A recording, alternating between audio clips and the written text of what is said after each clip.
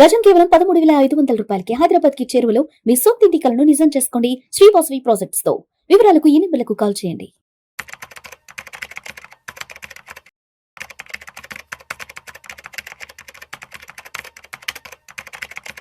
Sir Ramachandramurthy గారు నమస్తే sir. నమస్తే విష్ణు గారు. Sir welcome to Vishnu talks. Thank you అండి. Thank you so much for being with Vishnu talks. Thank you. Sir Ramachandramurthy గారు, ఈ వీడియోలో బంగారం వెండి ధరల గురించి కాస్తంత సావధానంగా డీటెయిల్ గా మాట్లాడుకుందాం.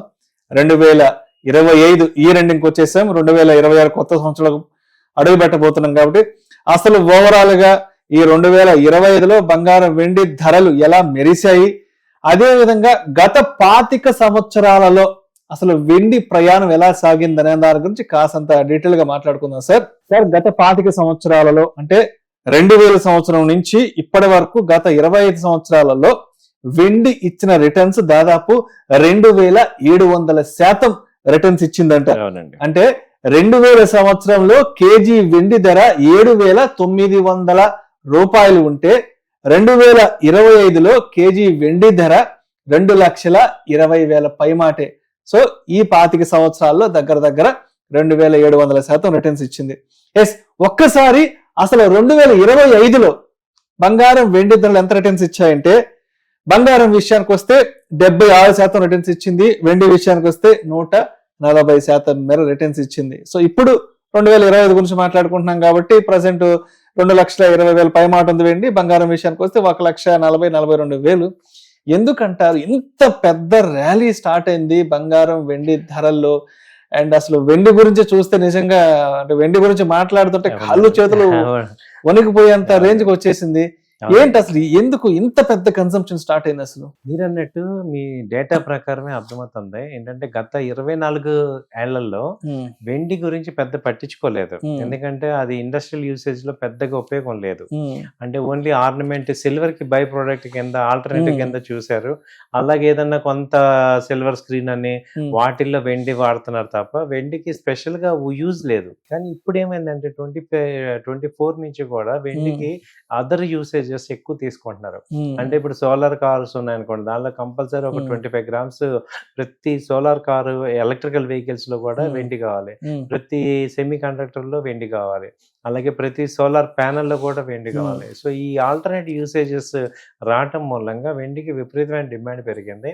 దానికి తగ్గంత సప్లై లేదు. సో వెండి ఏంటంటే డైరెక్ట్ గా దొరకదు. ఇది ఏంటంటే జింక్ నుంచి కానీ బాక్స్ కాపర్ నుంచి కానీ రావాలి.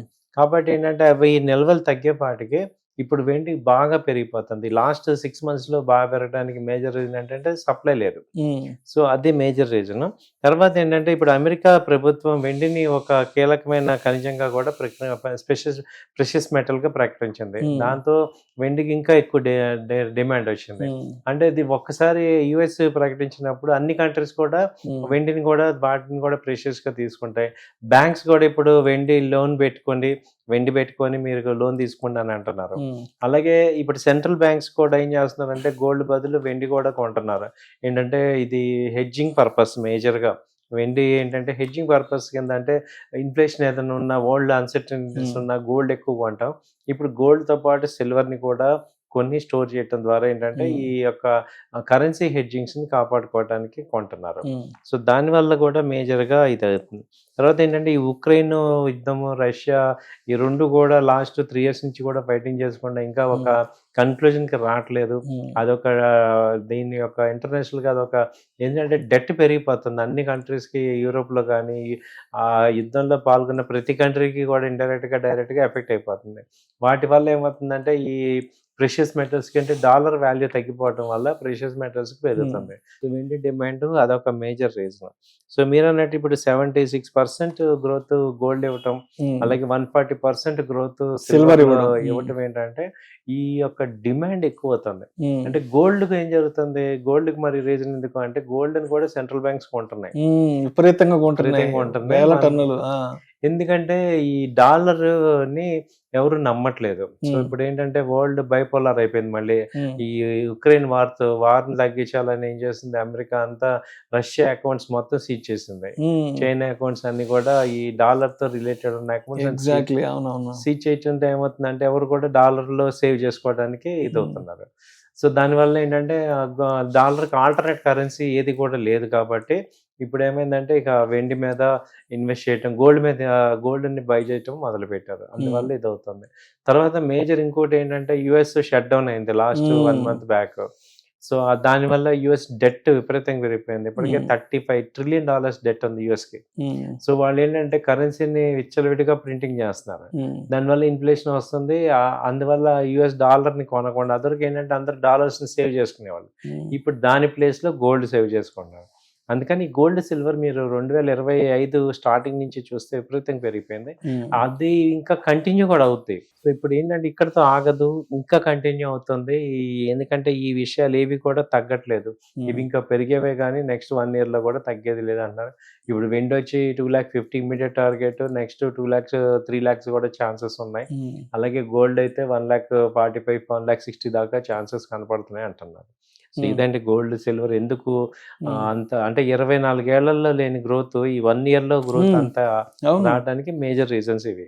మరి ఒక్క సంవత్సరంలో 140% పెరగడం అంటే అసలు అది నిజంగా అది చాలా ఆశ్చర్యకరంగా ఉంది అసలు రిటర్న్స్ పరంగా చూస్తే. అదేవిధంగా 25 సంవత్సరాలలో 2,700% రిటర్న్స్. రైట్. అదేవిధంగా సిల్వర్ కి సంబంధించి వేదాంత గ్రూప్ చైర్మన్ అనిల్ అగర్వాల్ వారు కూడా ఒక స్టేట్మెంట్ ఇచ్చారు. అంటే ఇప్పటి వరకు వెండికి సంబంధించి మీరు చూసింది కేవలం ట్రైలర్ మాత్రమే, రాబోయే రోజులు ఇంకా పెద్ద సినిమా చూడబోతున్నారంటూ కూడా వారు కొంత హాస్యాన్ని జోడించి చెప్పారు కదా. అసలు ఆయన ఏం చెప్పారు అసలు? యాక్చువల్గా అండి ఫస్ట్ ఇదే విషయాన్ని మనకి రిచ్ డాడ్ పూర్ డాడ్ ఆయన రాబర్ట్ చెప్పారు. అదే ఎవరు ఎక్కువ నమ్మలా. ఆయన చెప్పినప్పటి నుంచి అమ్మటే స్టార్ట్ అయింది. ఆయన 1,20,000 దగ్గర చెప్పాడు వెండి బాగా ఉంది ఛాన్స్. అప్పుడు అందరు కొట్టిపారేశారు మాట్లాడుకున్నా. మాట్లాడిన 6 నెలలు కూడా అవ్వలేదు, అది డబుల్ అయిపోయింది. 1,20,000 నుంచి 230,000 వెళ్ళిపోయింది. ఇంకా మేము అప్పుడు ఇంకా 3 years 4 years అవుద్ది అనుకున్న విషయాన్ని 3-4 months లో ఆయన చెప్పారంటే వాళ్ళ మేధావులు చెప్పారు, మనమేమో అర్థం కాదు ఒక్కోసారి. సో ఇప్పుడు ఈయన ఇండియాలో ఆల్రెడీ ఈయన ఎవరు అంటే వేదాంత గ్రూప్ ఆఫ్ చైర్మన్ ఎవరు అంటే ఈయన 5 కంపెనీలు హ్యాండిల్ చేస్తున్నారు. ఏవి మెటల్ కంపెనీస్, స్టీల్. అవును. సో కాబట్టి ఈయన చెప్పిన దాన్ని ఇప్పుడు కొట్టడానికి లేదు. ఈయన ఏం చెప్తున్నారంటే రాబోయే రోజుల్లో ఇంకా వెండి సిల్వర్ బాగా పెరుగుతాయి. ఎందుకంటే యూసేజ్ ఎక్కువ ఉంది, డిమాండ్ ఎక్కువ ఉంది, సప్లై తక్కువ ఉంది. అండ్ వెండికి ఆల్టర్నేట్ లేదు. ఇప్పుడు ఈ సోలార్ లో ఆల్టర్నేట్ లేదు, అదే పెట్టాలి కాబట్టి ఎంత రేట్ అయినా కొనాల్సి వస్తుంది. కాబట్టి ఇవన్నీ కూడా పెరుగుతాయి. సో కాబట్టి ఈ వెండి సిల్వర్ కూడా బాగా పెరుగుతాయని ఈయన అంటున్నారు. సో ఈయన చెప్పిన మాట కూడా మనం ఇప్పటికైనా మనం అర్థం చేసుకుంటే కొంత బెనిఫిట్ మనం పొందగలం. కాబట్టి ఇది ఒక point of view, investment point గా కూడా. ఈవెన్ ఇప్పుడు మ్యూచువల్ ఫండ్స్ అన్ని కూడా multi asset company asset allocation కింద గోల్డ్ సిల్వర్ లో సిల్వర్ ETF కూడా విపరీతంగా పెరుగుతున్నాయి. మ్యూచువల్ ఫండ్స్ ETF లు ఇవన్నీ కూడా అన్ని పెరుగుతున్నాయి. కాబట్టి ఇది సిల్వర్ అనేది ఇక నాన్ స్టాప్ గా పెరిగే ఛాన్సెస్ ఉన్నాయి. అసలు కళ్ళు తెరిచే లోపు ఎవ్రీడే 4-5 వేలు పెరుగుతుంది లాస్ట్ 3 months నుంచి. మరి అయితే దీనిలో ఏంటంటే ఒక్కోసారి డిప్ అయినప్పుడు కూడా బాగా డిప్ అవుతుంది. కాబట్టి కొంచెం జాగ్రత్తగా ఉండి మనం ఇన్వెస్ట్మెంట్స్ అవి చేసుకోవాల్సిందిగా కూడా చెప్తున్నారు ఈయన. సో అయితే పెరుగుతాయి, బట్ మీరు కూడా ఏంటంటే ఒకేసారి ఒకే రేట్లో ఎమోషనల్ గా కొనకుండా మళ్ళీ బై అండ్ డిప్స్ లాగా కూడా ఇన్వెస్ట్ చేసుకోవాల్సిన అవసరం ఉందనేది ఈయన బాగా స్ట్రెస్ చేసి చెప్పాడు. ఓవరాల్ గా పెరుగుతాయి రేట్లు. మొత్తానికి చేతిలో డబ్బులు ఉన్నప్పుడు కొనిపెట్టుకోవాలి. అది పెరుగుతుందా తగ్గుతుందా, లేదంటే 20 ఏళ్ల క్రితం అంత ఉండేది, అయ్యో అప్పట్లో 5,000 10,000 ఉన్నప్పుడు కొనలేకపోయాను, ఇప్పుడు 2,30,000 వెళ్ళిపోయింది అని ఆలోచించడం కంటే కూడా డబ్బున్న రోజు వెళ్ళి కొనుక్కొని పెట్టుకుంటే మళ్ళీ వెనక్కి తిరిగి చూసి బాధపడే అంత అవసరం ఉండదు. అవునండి, అదైతే కరెక్ట్ అండి. Right sir. Thank you sir. Thank you so much Ramachandramurthy గారు. Thank you.